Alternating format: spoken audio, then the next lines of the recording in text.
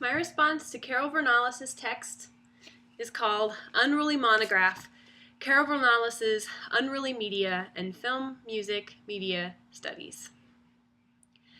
Carol Vernallis' monograph, Unruly Media, from 2013, is an important book.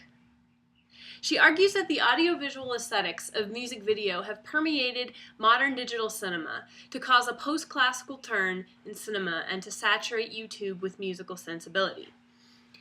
In turn, developments in post-classical cinema and YouTube have interpenetrated with music video, resulting in what Vernallis terms intensified audiovisual aesthetics.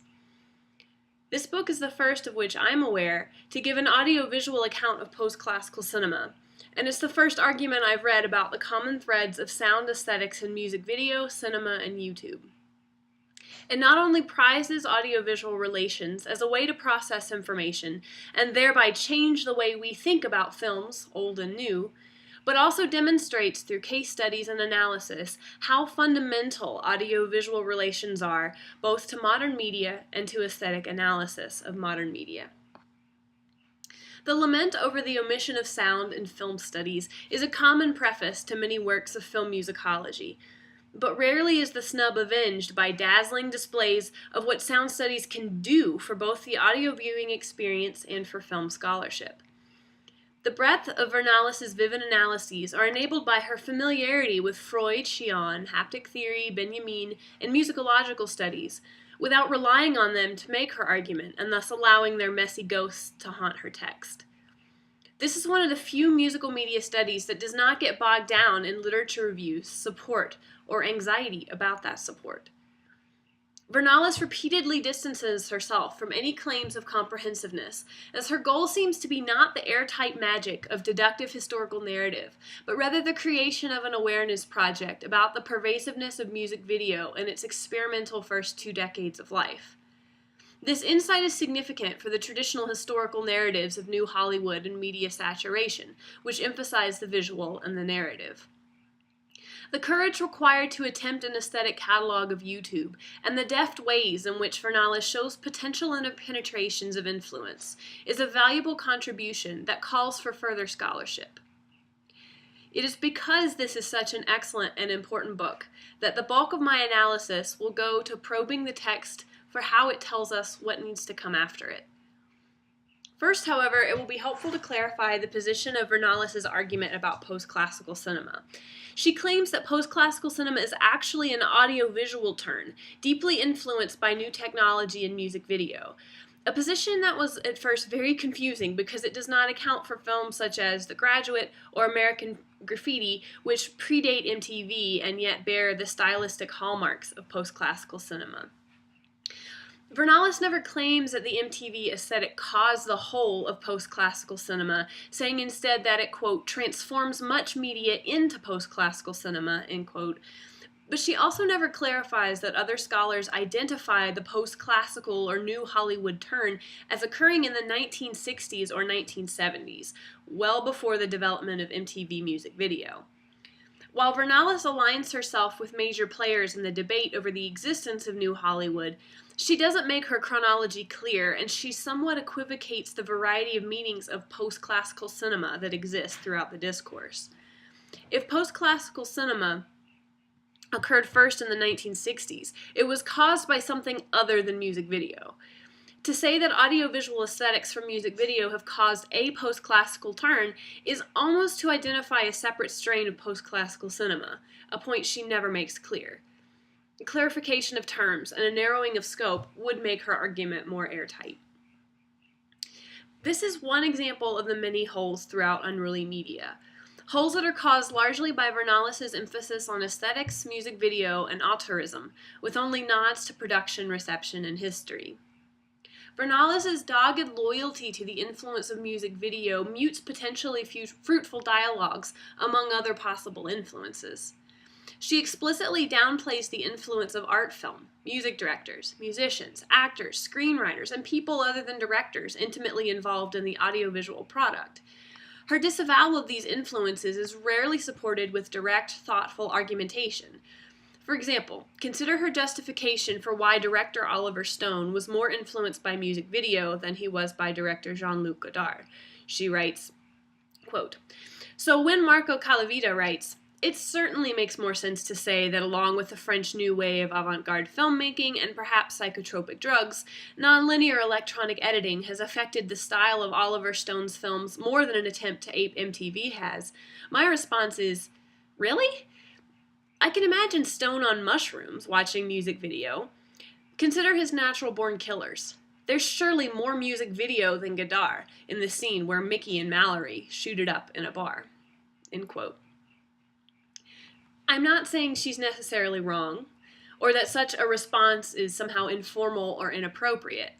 It's just that she doesn't take that specific connection, Stone and MTV, any further than a rhetorical flourish. She also ignores a host of other possible media influences on the audiovisual turn, including but not limited to America's Funniest Home Videos, local access television, commercials, animation, especially the work of Norma McLaren and John Whitney, the film musical, and multiple non-musical films predating music video and featuring similar audiovisual effects. Vernallis' focus on aesthetics and auteurism has the usual pitfalls. It does not account for the multiple layers of production, industry, audience, culture, individual filmmakers, or historical connection and rupture, though she gives brief nods at least to each of these considerations. It is very strange that she chooses, for example, to focus on a single company, YouTube, ignoring other video sharing or meme spreading sites, such as the Weeble site from which Badger Badger originates, without then having any substantive discussion of what that company means. She also does not do more than mention alternative or supplementary explanations for the popularity of modern music and YouTube videos, including dance, charisma, fandom, marketing, the music itself, or other media. She does not take into account that the music videos she uses for comparison are largely those produced by major record labels. Beyoncé, Lady Gaga, and company are certainly important, but they're hardly operating autonomously from the music industry. Vernallis chooses the best examples of her argument, whereas some analysis of a less than Platonic ideal might be useful to convince us of the viability of saying that this is an all-invasive phenomenon. What are we to do with projects such as La Blogothèque, a documentary endeavor that essentially turns live performance in public places into music videos? How are we to account for independent musicians and filmmakers who have professional skills but not industrial attention? What are we to make of music videos for tracks officially associated with films, including imagery, themes, or even entire scenes from the movie? What of genre? How might a country video differ from a hip-hop video, or does it? One is led to suspect that a single set of audiovisual aesthetics for the entirety of music video, or YouTube, is as unrealistic as a single set of audiovisual aesthetics for, say, all of video games, or all of 21st century cinema. In addition, there is other important scholarship with which she does not engage. For example, the work of Daniel Frampton and Ben Winters on diegesis and narrative. The lack of anxiety about the discourse that so frees her text also leads to a lack of clear explanation of why she diverges from some of the scholars she does mention, including rejecting Robert Fink's argument about telos and popular music. But these many holes are not, in and of themselves, reasons to discount the main thrust of Vernallis' text. I claim that in light of what she achieves, it is more productive to consider her omissions a call to action, intentional or otherwise. The book does the important work of demonstrating sound studies potentially to a non-musical audience. It is the book I will recommend to film colleagues who want an inroad into consideration of music beyond the level of narrating events, or who want to say more about music in a film than just sticking a descriptive adjective in front of music to explain what's going on. Much as with any revolution, the first step in winning support is to generate empathetic concern from the opposition, to get the other side to feel your own. And this is not at all on the same moral plane, but consider how many conservative lawmakers come out in support of marriage equality after they discover their own children's homosexuality. This generation of empathy is something Vernallis does stunningly well. It is not by any means, however, the last word on the subject, and in fact that is the opposite of what it is trying to be. Perhaps it is fitting that such an effective call to and demonstration of action comes from outside the departments of both musicology and film studies, and instead comes from an art department. Vernallis certainly has pedigree with undergraduate and graduate degrees in music and a PhD in communication, but one imagines that her PhD seminar surveys do not involve Beethoven and Schubert. It is worth asking to what scholarly field this book belongs. Is it a work of musicology? Is it a chimera of musicology and media? Where does it belong? Could some of my growing pains with this book be a product of discomfort with its divergence from my own taught methods of musicology? It's also worth noting her emphasis on pedagogy, which is heavy throughout the work. I hear the voice of a teacher. There is an unusual amount of literal repetition of text at key points, and she mentions multiple times being in touch with her students. She uses them as a valuable source of research and is concerned with what they're watching and how they understand her subject, not just getting across a lot of information in one semester. Could the incorporation of a pedagogical sensibility emerging of how we are in the classroom and how we are in our scholarship be one possible inroad to interdisciplinarity? The concern with empathy, with making sure someone understands your position, even if it means some sacrifice of detail, is a common complaint leveled against the classroom, referred to as dumbing down or teaching without integrity.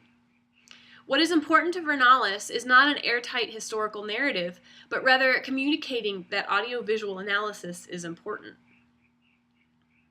There's one final question I want to raise about this text that has less to do with the specifics of Vernallis and more to do with the tradition of our profession. Is a book a viable format to address this topic?